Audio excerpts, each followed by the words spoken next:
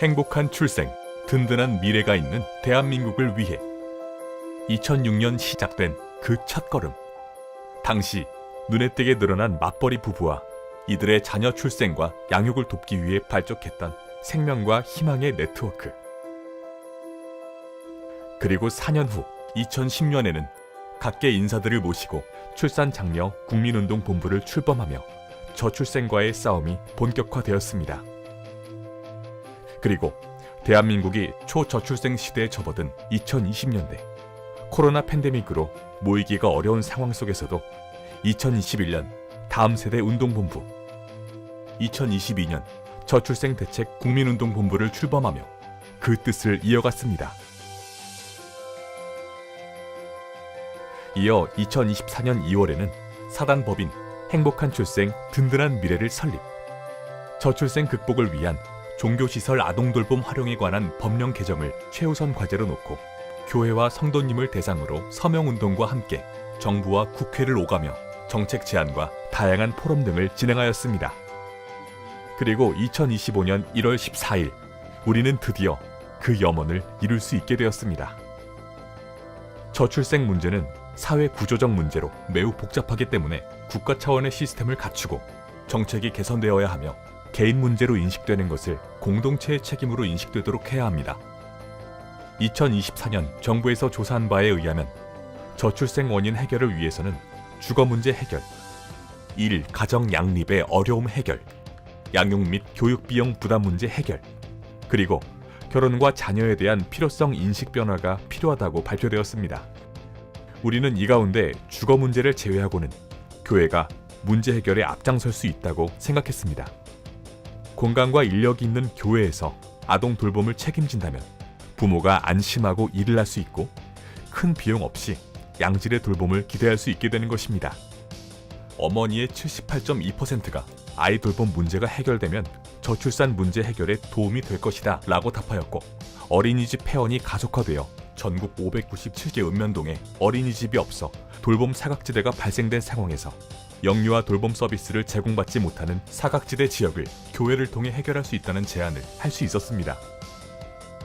어린이집이 없는 지역에서도 교회는 지역과 밀접하게 위치하고 있기 때문입니다. 하지만 그동안 교회 시설 안에서는 아동 돌봄을 할 수 없었습니다. 그러나 이번 개정으로 종교시설인 교회 안에서 아동 돌봄이 가능해졌습니다. 더불어 아동 돌봄과 함께 노인과 장애인 돌봄이 가능해졌습니다.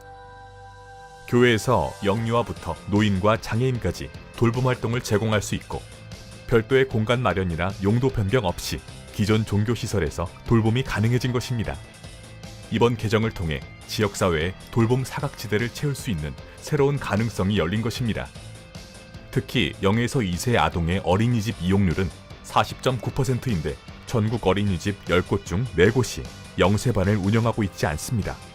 돌봄 취약계층인 0에서 2세 영유아들을 위한 돌봄을 교회는 기꺼이 섬김과 사랑으로 할 수 있습니다. 그리고 교회에서 아동을 돌보아 지역을 섬기게 되면 이를 통해 교회 내 다음 세대 부흥을 꿈꿀 수 있습니다. 영유아 돌봄은 그 부모를 돌보게 되고 그 아이가 자라며 자연스럽게 필요한 교육을 제공하게 되어 교회 부흥과 함께 한 교회, 한 학교 세우기 길을 열어줄 것입니다. 더 나아가 지역사회와 협력하며 함께 성장할 수 있는 발판을 마련할 수 있습니다. 그럼 교회가 어떻게 실행할 수 있을까요? 먼저 희망하는 돌봄 아이템을 결정합니다. 교회가 위치한 지역 환경을 분석하여 어떤 돌봄이 필요한지에 따라 섬김을 정할 수 있습니다. 그리고 교회가 위치한 지역 지자체의 아동 정책과 노인 복지과 등 해당 부서를 방문하여 논의하고 조건을 충족시킵니다. 시설 조건은 건축법상 자격 요건이 되었다고 해도 원하는 돌봄 시설마다 추가 조건은 별도로 확인해야 합니다.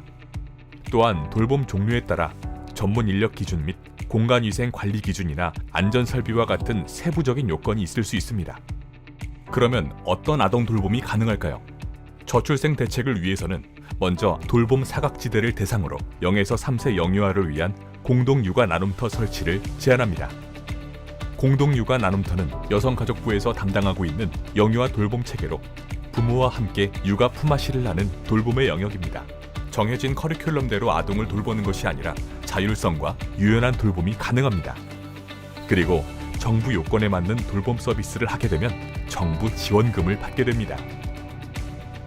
교회는 위치한 지역의 필요와 상황에 따라 어떤 돌봄을 해야 할지 신중하게 결정해야 합니다. 영유아 돌봄, 초등 돌봄, 청소년 돌봄, 노인 돌봄 등 지역사회를 섬기는 다양한 돌봄의 형태로 교회가 함께할 수 있습니다. 그리고 종류에 따른 지원 여부는 상이하게 됩니다. 공동육아 나눔터나 다함께 돌봄센터는 설치 비용이 지방비로 편성되며 지원이 됩니다. 그러나 재가 노인복지시설은 설치비 지원에 대한 기준이 없고 신고 후 운영 시 인건비 및 운영비 일부를 지원하고 있습니다. 그리고 돌봄시설을 운영하기 위해서는 각 분야별 전문 자격 및 경력을 갖춘 자가 필요합니다. 대부분 돌봄에 대해서는 사회복지사 자격증과 경력이 필요합니다. 이를 위해서는 교회 내 자격이 되는 인력을 채용하거나 직접 자격을 취득할 수 있습니다. 사회복지사는 1, 2급으로 전문 학사 또는 학사로 학위를 따야 가능하지만 아동 돌보미 자격증 또는 노인 요양보호사 자격증은 국비지원 교육과정 등을 활용하여 취득 가능합니다. 한국교회의 새로운 시작. 교회와 지역사회가 함께 만들어가는 돌봄 사역. 이제 여러분의 참여와 협력이 필요합니다. 요람에서 무덤까지 돌봄, 보육과 교육, 그리고 노인 돌봄까지 한국교회가 함께할 수 있습니다.